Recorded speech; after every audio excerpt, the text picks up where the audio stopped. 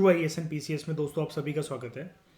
हम साइंस की NCERT का जो चैप्टर 4 है अब उसको स्टार्ट करते हैं लखमीर सिंह और मंजीत कौर की बुक से।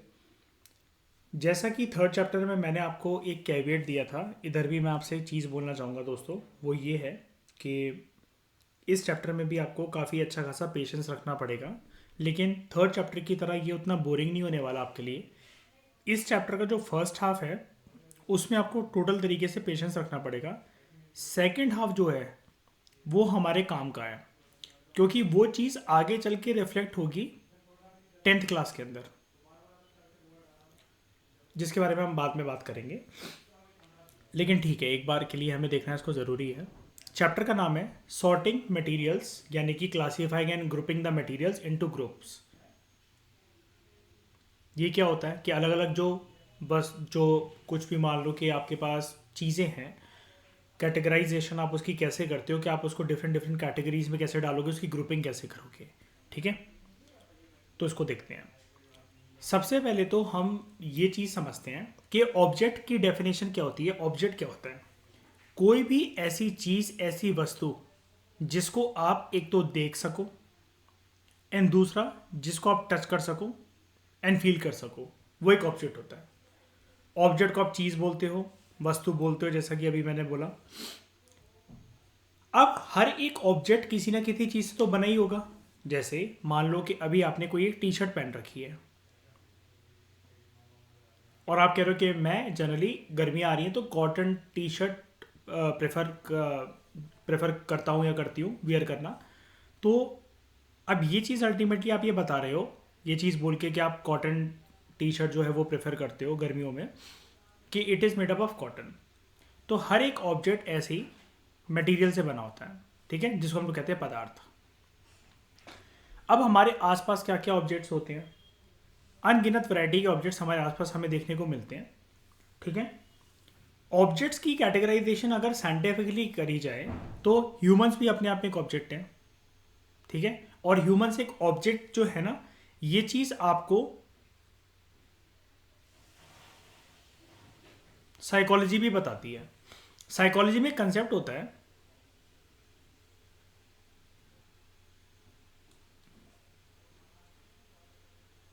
सेल्फ का। उसमें दो चीजें होती हैं, self as a subject, self as a object.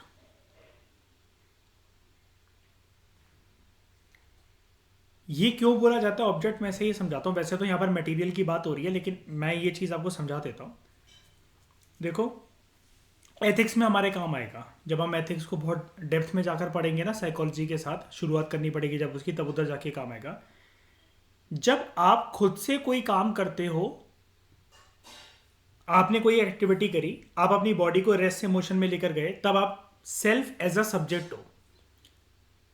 अब आपने कोई काम करा है तो आप किसी को ब्लेम तो नहीं कर सकते या किसी को क्रेडिट तो नहीं दे सकते ना अपने काम के लिए, है ना ईशा? आपने अगर कोई काम करा है तो उसके परिणाम अच्छे हो बुरे हो आपके ऊपर ही निकलेंगे ना। सब्जेक्ट, इसको कहते हैं सेल्फ एज अ सब्जेक्ट। दूसरी चीज होती है सेल्फ एज अ ऑब्जेक्ट। जब दूसरा कोई और पर्सन काम करे, आपके शरीर के बाहर कोई एक पर्सन और काम करे और उसकी हरकतों की वजह से आपके ऊपर इंपैक्ट पड़े पड़े अच्छा या बुरा, तब आप होते हो ऑब्जेक्ट। तो बेसिकली ये जो साइंटिफिक वे में ह्यूमंस को ऑब्जेक्ट बोला जाता है ना, वो अलग बात है कि they are made up of flesh and blood और बोन्स और ये फलाना टिकमा, लेकिन यहां पर एक साइकोलॉजिकल एंगल से उनको ऑब्जेक्ट बोला जाता है। साइंस एज सच उनको ऑब्जेक्ट के दिशा में कैटेगराइज नहीं करती है। ये चीज ना एक साइंटिफिक डोमेन का पार्ट है और उस साइंटिफिक डोमेन का नाम साइकोलॉजी होता है। Just to make it clear कि आप खुद से पढ़ो तो आपके दिमाग में कल को ये स्ट्राइक करे कि यार हाँ ठीक है, लिखा हुआ है बुक में, बुक ठीक ही बोल रही होगी, लेकिन आप उस पर सोचो ना तो उसका जो रैशनल है ना वो ये है कि human beings are classified according to psychology in terms of subject and object. ठीक है, इसके अलावा एनिमल्स, बर्ड्स, इंसेक्ट्स। ठीक है, उसके बाद हमारे पास हमारे इर्द गिर्द पेड़ पौधे ये सब भी होते हैं, और कुछ टेबल चेयर बुक्स वगैरह ये सब चीज़ें। और हम राइटर हमें खुद भी ये कह रहा है कि हम अनगिनत जो चीज़ें हैं इस ऑब्जेक्ट्स की कैटेगराइजेशन में ऐड करते, एग्जाम्पल के तौर पर ऐड कर सकते हैं और करते चले जाएं। तब भी ये चीज़ें ख़त्म नहीं होने वाली, इतने सारे ऑब्जेक्ट्स हमारे इर्द गिर्द होते हैं, ठीक है। There are large variety of objects around us. अब ऑब्जेक्ट्स की बात क्या है, कुछ जो ऑब्जेक्ट्स होते हैं वो हमें कुदरती तौर पर प्राप्त होते हैं, ठीक है। कुछ जो होते हैं वो इंसान बनाते हैं, यानी कि नेचुरल एंड आर्टिफिशियल या मैनमेड, ठीक है। हर एक ऑब्जेक्ट जो होता है वो अलग अलग शेप, साइज एंड कलर का होता है। इन सब की अलग अलग प्रॉपर्टीज होती है। इस चैप्टर में मेजरली मैं इसी चीज़ पे फोकस करवाऊंगा, ये प्रॉपर्टीज, ठीक है। और ये प्रॉपर्टीज आपको 10th क्लास में फर्दर देखने को मिलेगी। अब हमें ना सबसे पहले अगर ऑब्जेक्ट को समझना है तो राइटर हमसे ये कह रहा है कि हमें उसको क्लासीफाई करना पड़ेगा ग्रुप्स के अंदर।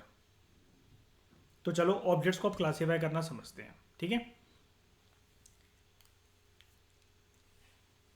सबसे पहले एक एनेक्डोट के साथ राइटर आपको ये बता रहा है कि मान लो कि आप किसी मार्केट जाते हो, वहाँ पर बहुत सारे ऑब्जेक्ट्स होते हैं मार्केट के अंदर जो कि दुकानों पे बेचे जा रहे हैं।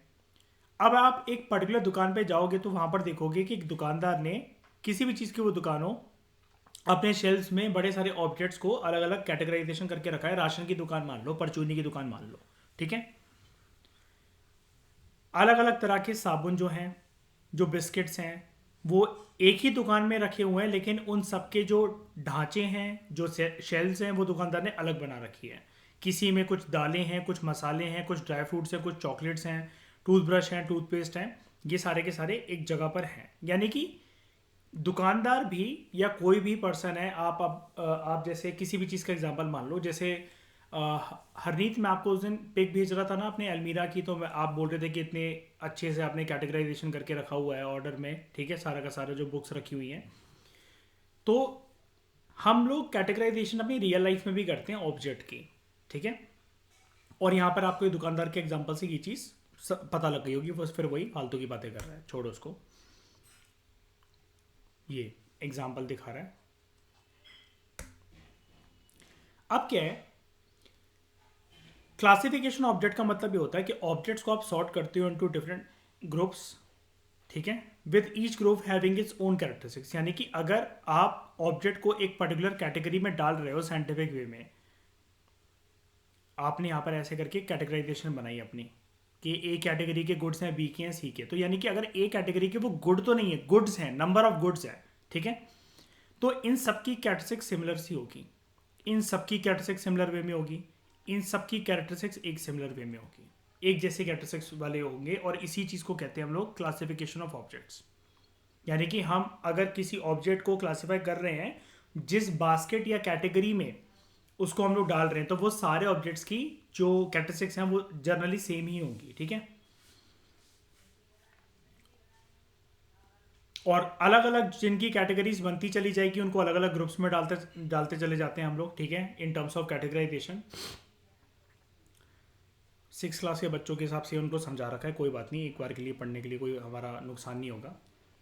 अब हम लोग जो ऑब्जेक्ट्स को क्लासिफाई करते हैं उसके एडवांटेजेस क्या होते हैं, वो ये होते हैं कि कैटेगराइजेशन हमें ये बता देता है कि एक जो सिमिलर कैरेक्टरिस्टिक्स वाले जो ऑब्जेक्ट हैं उन सब वो अपने, जैसे मतलब मान लो कि एक ऑब्जेक्ट है ए, बी, सी और डी, इसकी एक कैटेगरी बना रखी, तो हमें ये पता होगा कि ए बिल्कुल मिलता जुलता है बी से, बी मिलता जुलता है सी से, सी मिलता जुलता है डी से, और ए बी सी और डी से मिलता जुलता है, डी ए बी और सी से मिलता जुलता है, in terms of various common characteristics which they will all share. अब साइंस में ये जो कैटेगराइजेशन होती है ना, अभी तो नहीं, लेकिन अभी हमारा स्टैंडर्ड बढ़ने दो, अभी हम 6 स्टैंडर्ड पे, जैसे 7th 8th 9th और 10th तक जैसे आप जाओगे तो आपको समझ में आएगा कि ये कैटेगराइजेशन और एक मान लो कि किसी बैक्टीरियाज का एक ग्रुप बनाना, वायरसेस का एक ग्रुप बनाना, उसमें ये आपको काफ़ी हेल्प करने वाला है कैटेगराइजेशन का कंसेप्ट। कि अगर आप कैटेगरी बनाना सीख गए ना साइंस में, तो आपको ये पता रहेगा कि अच्छा हाँ यार, ये तो उसी की कैटेगरी का एक अमीबा है, बैक्टीरिया है, सिर्फ नाम ही तो उसका डिफरेंट है, लेकिन ये कॉमन कैरेक्टरिस्टिक्स वही शेयर करेगा। ये हीट के रिस्पॉन्स, अगर हीट इसको पड़ेगी तो ये ऐसा ऐसा अपना जो बिहेवियर है वो दिखाएगा। ऐसे ही फिजिक्स में बड़े सारे जो मेटल्स होते हैं तो आप कहोगे उनकी सबकी एक कैरेक्टरिस्टिक्स होती है। केमिस्ट्री के अंदर कुछ जो आपको एटम्स देखने को मिलेंगे, आप कहोगे अच्छा इनकी एक कैटेगरी है तो ये एक सिमिलर कैरेक्टरिस्टिक्स शो करेंगे। बस वो यही बोल रहा है, ठीक है। और हमें उनको कैटेगराइजेशन जब हम करते हैं तो हमें उस ऑब्जेक्ट की अंडरस्टैंडिंग ज़्यादा अच्छे से पता लग जाती है इन टर्म्स ऑफ जो मैंने अभी आपको एग्जांपल दिए ना, बैक्टीरिया के, अमीबा के, वायरसेस के, केमिकल एलिमेंट्स के, एटम्स के, और मेटल्स के, ये सारे के सारे हमें बेसिकली कैटेगराइजेशन से उन सबकी कॉमन प्रॉपर्टीज पता लगने लग जाती हैं। ठीक है, ये जो क्लासिफिकेशन है ना, यहाँ तो चलो ऐसे ही दे रखा था, हमारे किसी काम का नहीं है वैसे, लेकिन ये जो क्लासिफिकेशन हम जो करेंगे ना, तो अंकिता आपको पता ना हमारी नोट मेकिंग तो हम ऐसे ही करते हैं, ऐसे ही काम आएगी हमारे, है ना, ताकि हम सिमिलर वे में आइडेंटिफाई कर सकें।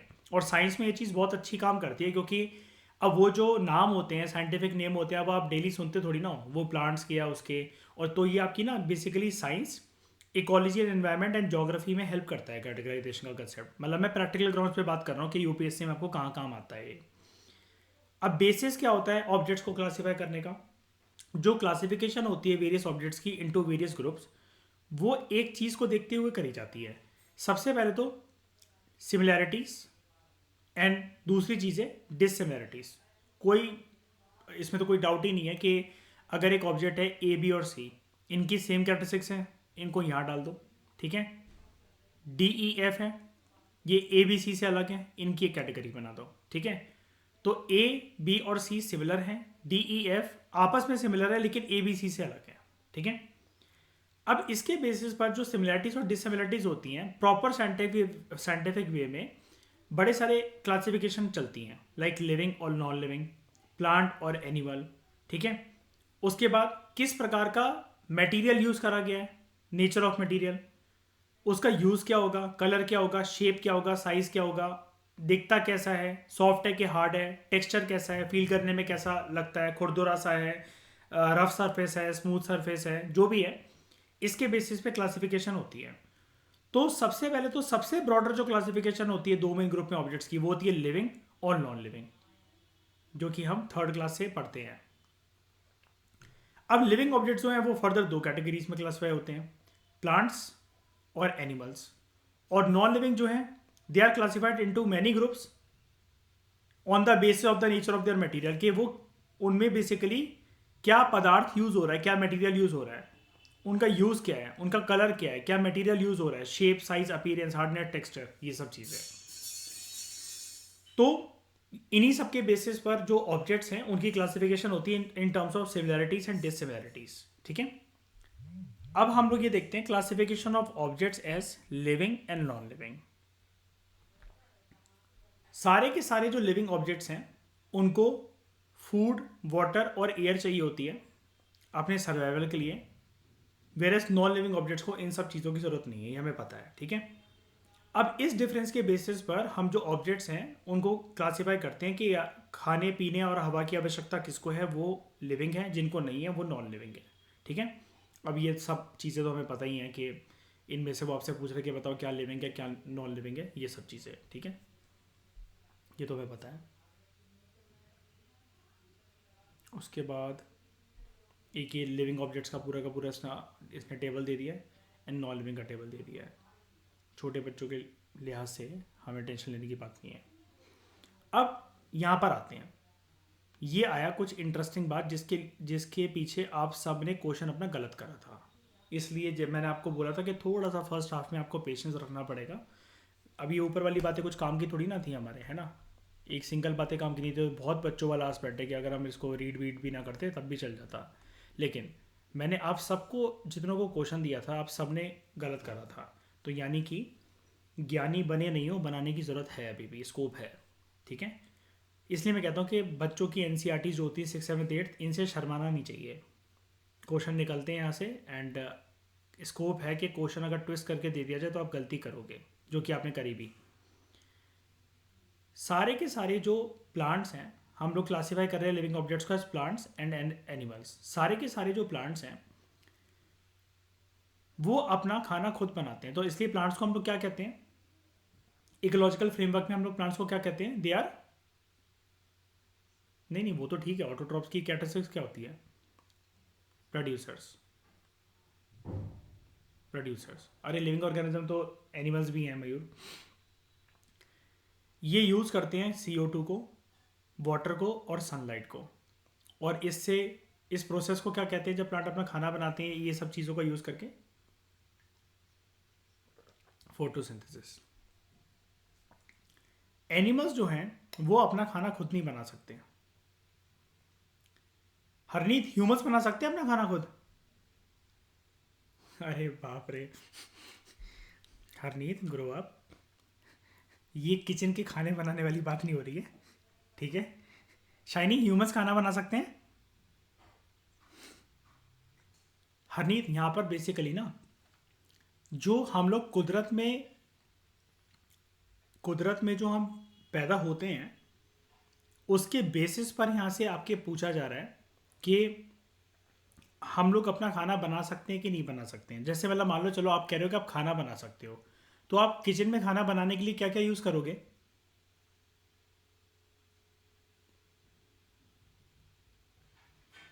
कुछ भी खाना बना रहे हो आप, मान लो दाल चावल बना रहे हो, क्या यूज़ करोगे?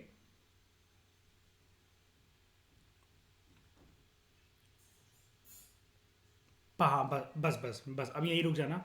यानी कि आपने प्लांट और वेजिटेबल्स जो कि ऑटोमेटिकली प्लांट्स और ट्रीज से आए हैं, सब चीज़ें आपने उनको यूज़ कराना अपनी फूड रिक्वायरमेंट को फुलफिल करने के लिए। अब डिपेंडेंट होना उन पे, यानी कि ह्यूमन बींग्स और एनिमल्स जो होते हैं वो प्लांट्स पे या फिर ट्रीज पर या ग्रासेस पर डिपेंडेंट होते हैं क्या खाने के लिए? चलो मान लो अगर एक बार के लिए आप इसको भी ना देखो। शाइनी, तुम मछली खाते हो, एनर्जी तुम्हें मिलती है भरपूर, लेकिन फिश होगी तभी तो फिश खाओगे ना। एंड हरनीत, अगर प्लांट्स अगर होंगे, कोई भी वेजिटेबल्स होंगे, फ्रूट्स होंगे, तभी तो हम उनको खाएंगे ना, तभी तो हम उसको उससे बनाकर हम अपना फूड बोलेंगे ना। लेकिन प्लांट्स किसी चीज़ के ऊपर डिपेंडेंट है क्या? नहीं ना। और ये चीज़ें ख़त्म हो जाएंगी क्या एक टाइम पे? मतलब अगर जनरली प्लांट के कंटेक्स में अगर हम लोग देखेंगे, इतनी इजीली है कि वर्ल्ड में मतलब ये ऐसा है कि लुप्त हो जाने वाली हैं और ऐसी चीज़ें हैं ये शॉर्ट टर्म में? नहीं। लेकिन एनिमल्स और ह्यूमंस अगर एक पर्टिकुलर एरिया के सारे प्लांट को खा डालें, एनिमल्स को मार के खा लें ह्यूमन बींग्स, या एक एनिमल दूसरे एनिमल को मार के खा ले, तो कुदरत में वो एक पर्टिकुलर जगह पर वो जगह बंजर हो जाएगी ना। हो सकता है ना वहाँ से सारे के सारे प्लांट्स और एनिमल जो हैं वाइप आउट हो जाए। इसके बेसिस पर हम क्या कह सकते हैं? खुद से खाना बनाने वाले इकोलॉजिकल सिस्टम के अंदर पृथ्वी पर सिर्फ कौन से स्पीशीज होते हैं? अरे लिविंग नहीं मयूर, लिविंग नहीं कहते यार, लिविंग की तो वो है, तुम लिविंग पे कट के हुए हो बे। प्लांट्स। और प्लांट्स को हम लोग क्या कहते हैं इकोलॉजिकल टर्म्स में? पीएमएफआईएस में क्या पढ़ा था हमने? प्रोड्यूसर्स। एंड दूसरा नेम ऑटोट्रॉप्स। हरनीत, कोई दिक्कत तो नहीं लगी इस अंडरस्टैंडिंग में? पक्का आप क्लियर हो गया ना? तो जो आप किचन में खाना बना रहे थे, पिज़्ज़ा बना रहे थे, वो आप वो नहीं हो कि अरे मैं भी तो हूँ प्रोड्यूसर ऑफ फूड, मैं भी बहुत अच्छा खाना बना लेती हूँ। इससे ये वाला आंसर नहीं काम आएगा, ठीक है। तो बेस्ड ऑन दिस डिफरेंस, सारे के सारे जो लिविंग ऑब्जेक्ट्स हैं उनको दो मेन ग्रुप के अंदर क्लासीफाई करा जाता है, plant group and animal group. ठीक है, plant group and animal group. अब ठीक है, आपने कुत्ते का, गुलाब का ये नाम सुना होगा, ग्रास हॉपर को सुना होगा, कैक्टस को सुना होगा, अर्थवॉर्म जानते हो, पेड़ जानते हो, मछली जानते हो, मुर्गी जानते हो। किसी किसी के लिए आप लोगों में से ये चीज़ थोड़ी सी यूनिक हो सकती है, एल्गे और हाइड्रेला, कि इसको किसकी कैटेगरी में डालें हम लोग, इनको एनिमल बोलेंगे कि प्लांट बोलेंगे? तो देखो, एल्गे और हाइड्रेला प्लांट्स की कैटेगरी में आते हैं। ये चीज़ याद रखना, काफ़ी लोगों को कन्फ्यूजन हो सकती है। जनरली मैंने देखा है लोग इनके क्वेश्चंस को, आप लोगों को भी दिया था मैंने हाइड्रेला यूज़ करा था उस ऑप्शन में, लेकिन मैंने टेस्ट सीरीज़ वगैरह में भी देखा है इसका, जो कि बहुत फैक्चुअल टेस्ट सीरीज़ वगैरह, इनसाइट्स वगैरह की, जीएस स्कोर की, मैंने उनमें देखा है कि जब इसके ऊपर जब भी कोई भी क्वेश्चन बनाए ना, तो काफ़ी मेजोरिटी ऑफ द स्टूडेंट्स उसमें ट्रैप हो जाते हैं। क्यों हो जाते हैं? ऐसे क्वेश्चन के लिए सिर्फ आपका कोई एलिमिनेशन या कुछ भी काम नहीं आ सकता है। ऐसे क्वेश्चन के लिए प्योर और प्योर एप्लीकेशन ऑफ नॉलेज ही काम आएगी बस आपकी। मतलब ये चीज़ आपको पता होनी चाहिए, पता है तो ऑल और नन प्रिंसिपल के ऊपर ये चीज़ वर्क करेगा, पता है तो ठीक हो जाएगा, नहीं पता तो गलत हो जाएगा। ठीक है, एल्गे और हाइड्रेला याद रखना। हो सकता है आप में से आज पहली बार कईयों को ये वाली बात पता लगी हो, ये प्लांट होता है, ये प्लांट की कैटेगरी में आते हैं। तो गुलाब, एल्गे, हाइड्रिला कैक्टस जिसमें कांटे होते हैं, और वेरियस ट्रीज ये प्लांट्स ग्रुप का पार्ट है। वेरियस कुत्ता, ग्रास हॉपर, अर्थवॉर्म, मछली और मुर्गी ये एनिमल कैटेगरी का पार्ट है। ठीक है, अब हाइड्रिला जो है वो मैं आपको दिखा देता हूँ।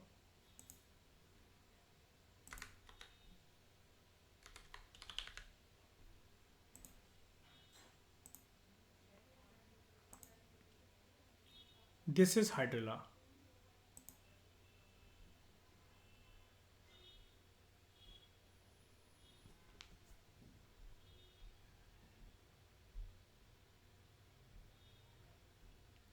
दिक्कत उसकी नहीं है, अब तो ये प्लांट हमें दिख रहा है। हाइड्रिला ना अगर पेपर के अंदर आ जाए तो हमें ये पता नहीं लगेगा। अब वो अगर बोल दे कि हाइड्रिला वॉज रिसेंटली न्यूज़, क्या है ये। अब सिर्फ अगर मैं इस टर्म पे फोकस करूँ ना, मान लो कि मैं लक्ष्मीकांत पढ़ रहा हूँ, एकदम से मुझे कोई पूछे कि दीपांक हाइड्रिला क्या होता है, मेरा दिमाग पॉज हो जाएगा 15 सेकंड के लिए कम से कम, कि यार कोई एनिमल की स्पीशीज़, कोई मच्छर की प्रजाति, कोई नया फूल या कोई नया केमिकल, ऐसा कुछ तो नहीं है। क्यों? मैंने बोला ना, ये चीज़ें प्योर एप्लीकेशन, नॉलेज की एप्लीकेशन के ऊपर है। अगर मेरे को पता है कि हाइड्रिला क्या होता है तभी मैं आंसर कर पाऊंगा। मैं इसके ऊपर कुछ भी ब्लफ कर लूँ, मेरा दिमाग कुछ भी बोले, वो गलत ही होगा अगर मुझे याद नहीं आ रहा तो, या अगर मैंने कभी नाम नहीं सुना इसका। ठीक है, एलगे जो है ना, एलगे भी कई लोगों को सुनकर लग सकता है, ये चीज़ मैं जानता हूँ। आप अपनी साइकोलॉजी से ये वाली चीज़ पूछ कर देखना शांत दिमाग से। एलगे को भी ना अगर आप ज़्यादा सोचने लगो ना तो आप इसको एनिमल की कैटेगरी में आपका दिमाग लेकर चला जाएगा पक्का, हर चीज़। क्योंकि आप ना उससे रिलेट कर लोगे कि लिविंग है, मूव करती है, और सड़ी हुई गली हुई चीज़ों पे ये चीज़ चिपक जाती है, और खा खा के उसको बर्बाद कर देती है जब उस चीज़ पे अगर वो चीज़ चिपक जाए। तो ऐसे करके आपका दिमाग सोचेगा कि हाँ भले ही माइक्रोस्कोपिक पार्ट है लेकिन है तो एनिमल ही। लेकिन याद रखना, प्योर नॉलेज एप्लीकेशन बेस्ड चीज़ें हैं एलगे और हाइड्रिला। आज से आपने सीखा कि क्या है ये प्लांट है। ठीक है,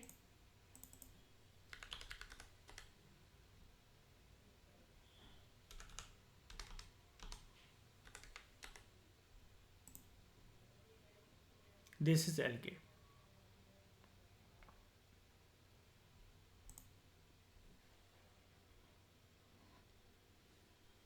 ओके, प्लांट है। अब ये सामने तो दिख रहा है, ठीक है, लेकिन ऐसे फिर बहुत सारी चीज़ें होती हैं जो कि चिपक जाती है किसी पत्थर वगैरह पे या कुछ भी करके। कभी कभार वो आपको आगे वाली क्लासेस के अंदर देखने को मिलेगा, हायर लेवल में बायोलॉजी में, कि उसको हम एनिमल की कैटेगरी के अंदर डालेंगे।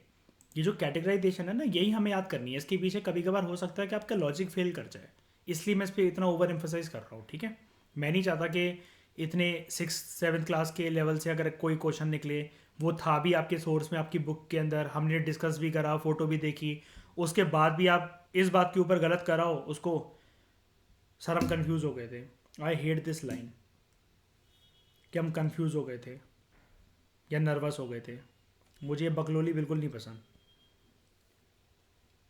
Classification of non living objects, जो नॉन लिविंग ऑब्जेक्ट्स होते हैं वो बेसिकली क्लासीफाई होते हैं on the base of the material जिससे वो बने होते हैं, और उनके यूजेस के बेसिस पे उनका यूज़ क्या है, रंग क्या है, रूप क्या है, शेप, साइज, अपीयरेंस, कितना हार्ड है, कितना सॉफ्ट है, टच करने पे कैसा लगता है, ये सब चीज़ें। ठीक है, नॉन लिविंग चीज़ें तो आप सारा का सारा ये जानते हो, टेबल कुर्सी वगैरह जो भी है। ठीक है, अब क्या होता है, ये जो नॉन लिविंग ऑब्जेक्ट्स हैं इसमें से कुछ कुछ जो चीज़ें होती हैं वो लकड़ी की बनी होती हैं, कुछ कुछ चीज़ें मेटल की बनी होती हैं, कुछ चीज़ें ग्लास की बनी हैं, और कुछ चीज़ें प्लास्टिक की बनी हैं। एक एक दो दो एग्जाम्पल अगर देखें, बेड और डोर लकड़ी से बना हुआ है, कोई भी मैग्नेट है, क्वाइन है, मेटल से बना है, कोई बीकर है, शीशा है, ग्लास से बना है। ठीक है, कोई टॉय है, कोई पॉलीथीन है, वो प्लास्टिक से बनी है। ठीक है, तो बेसिकली हमें क्या देखने को मिला कि नॉन लिविंग ऑब्जेक्ट्स को हम लोग 4 ग्रुप्स में कैटेगराइज कर सकते हैं on the basis of the material. ठीक है, ऑब्जेक्ट्स जो लकड़ी से बने हैं, जो मेटल से बने हैं, जो ग्लास से बने हैं, और जो प्लास्टिक से बने हैं। ठीक है, जैसा कि अभी हमने ऊपर एग्जांपल डिस्कस करा। अब इनमें से जो शेप है वो आपको ये कह रहा है कि कुछ राउंड शेप के होते हैं, कुछ ऐसे होते हैं, कुछ दूसरी शेप्स के होते हैं। अब जैसे पानी और चीनी की कोई शेप नहीं होती, ठीक है। कुछ ईटेबल होते हैं, कुछ नॉन ईटेबल होते हैं। डन। अब बात करते हैं हम लोग मटेरियल की। मटेरियल की तरफ आने से पहले हम लोगों ने ये तो जान लिया था कि हर एक ऑब्जेक्ट है वो बना है एक मटेरियल से।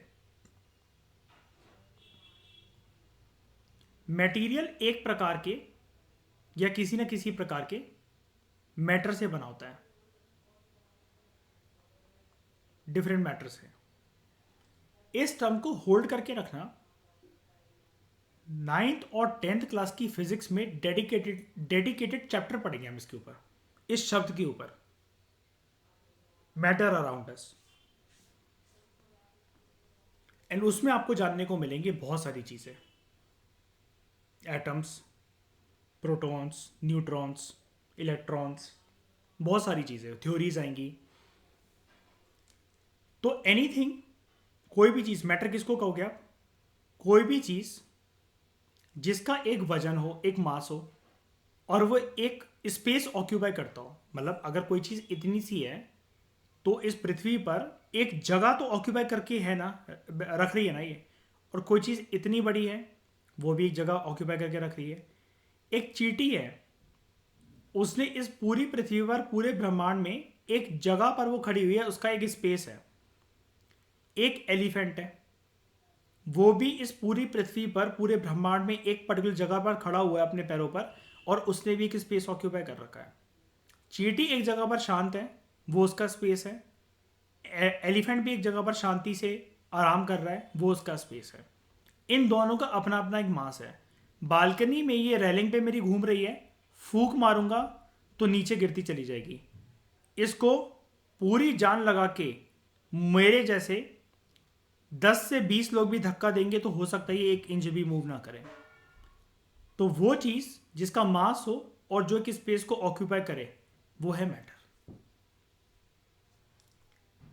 एक ऑब्जेक्ट जिस प्रकार के मैटर से बना होता है वो उसका मटेरियल होता है। तो हर एक ऑब्जेक्ट एक या एक से ज्यादा तरह के मटेरियल से बने होते हैं। फॉर एग्जांपल, टेबल एक ऑब्जेक्ट है जो कि लकड़ी से बना है। अब लकड़ी इस चीज में एक मटेरियल है, ठीक है। Similarly, nails are made of iron, तो आयरन एक मटेरियल है। मटेरियल दो तरीके के होते हैं, एक नेचुरल मटेरियल, दूसरे मैनमेड मटेरियल। अभी के लिए आपको ये बहुत बच्चों वाला लग रहा होगा। सेम चीज़ जब ये 10th में आएगी ना, और इसकी बहुत सारी हायर स्टैंडर्ड की प्रॉपर्टीज़ वगैरह जब ये आएंगी, तो उससे क्वेश्चंस फिर आप देखना कि कितने एकदम से लेवल रेस हो जाएगा। लेकिन ये आपकी हेल्प इसलिए हो जाएगी क्योंकि आपने 6th क्लास का ये पढ़ रखा होगा ना, तो आपको दिक्कत नहीं लगेगी। एग्जाम्पल हमेशा जो बच्चों वाली एनसीईआरटीज़ वाले होते हैं, अगर उसको हम प्रेजेंट करें ना हायर स्टैंडर्ड में जाते हुए भी, उन्हीं को कैरी फॉरवर्ड करें, तो वो हमारी अंडरस्टैंडिंग को ज़्यादा अच्छे से इम्प्रूव कर देता है, हमारे नॉलेज को भी पॉलिश करने में मदद करते हैं। ऐसे एग्जांपल जो कि हम छोटे लेवल की एनसीईआरटीज़ से कैरी फॉरवर्ड करते हुए हायर लेवल की एनसीईआरटीज़ पे लेकर जाते हैं। तो कुछ एग्जांपल्स नेचुरल मटेरियल्स के या नेचुरली अकरिंग मटेरियल्स के क्या हैं? लकड़ी, कोयला, rocks, minerals, water, gold, petroleum, cotton, wool, silk, leather, sand and soil. मैं आपको एक बात बताऊं, इसमें ना गलती हो सकती है। मतलब अगर ये क्वेश्चन की फॉर्मेट में आपको दे दूं ना मैं, और कैटेगराइजेशन करने को दे दूं, तो इसमें बहुत लोग हो सकता है कि गलती करते हैं इसमें भी, आइडेंटिफाई करने में कि कौन से इनमें से नेचुरल मटेरियल है और कौन से मैनमेड मटेरियल है, ठीक है। Manmade material: iron, stainless steel, cement, glass, plastic, paper, paint, nylon, polyester, sugar and brass. ये कैटेगराइजेशन याद कर लेना, क्योंकि इन मैनमेड मटेरियल्स में आपको हो सकता है कि बड़े सारे नेचुरल लगे लेकिन वो हो ना नेचुरल, ठीक है। ये बेसिकली जो क्लासिफिकेशन है वो ये है, मिलेगा तो सब कुछ कुदरती रूप से ही, डोंट वरी, मिलेगा तो सब कुछ कुदरती रूप से ही। लेकिन अब जैसे पेपर है, एक वुड के पल्प से बना रहा हूँ मैं पेपर, अल्टीमेटली तो उसका सोर्स फिर एक लकड़ी हुआ ना, उसकी प्रोसेसिंग करने के बाद पेपर जो है वो मिला। ठीक है। चीनी है, उसके लिए खेती पहले करनी पड़ी गन्ने की। तो गन्ने का जब एग्रीकल्चर एक प्रोसेसिंग हुई, जब वो फैक्ट्री में क्या मतलब शुगर केन जो है उसकी हार्वेस्टिंग हुई, और फिर उस जो गीली चीनी जो उससे निकली, यानी कि गन्ने का रस जो उससे निकला, ठीक है, उससे गुड़ बनेगा, उससे चीनी बनेगी। ये चीज़ है। तो हमारे रोज़मर्रा के जीवन में इन आवर एवरीडे लाइफ हम लोग बहुत सारे जो ऑब्जेक्ट्स हैं वो यूज़ करते हैं, और उनको कैटेगराइजेशन होती है नेचुरल एंड मैन मेड। ठीक है।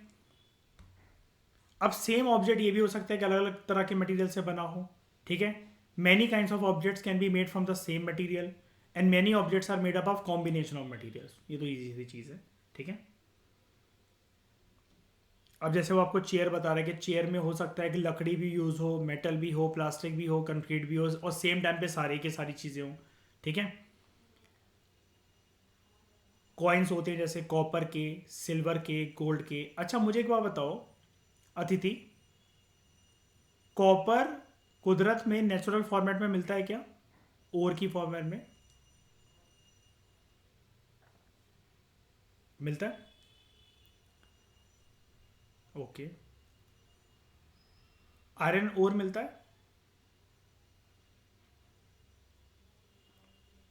ठीक है, नहीं नहीं तुम कॉन्फिडेंट अरे कैसे भी रहता है, मैं कह रहा हूँ कुदरती रूप में मिलता है कि नहीं मिलता है?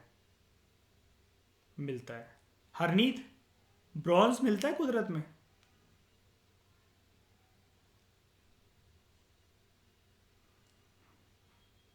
Very good.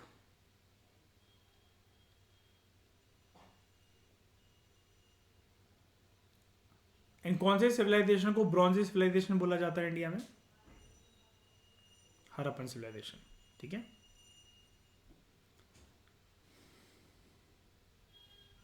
Okay this is done. वो आपको बता रहा है प्लास्टिक भी एक मटेरियल है, छोड़ो उसको, उसके एग्जांपल है कुछ, ये हमारे किसी काम के नहीं है।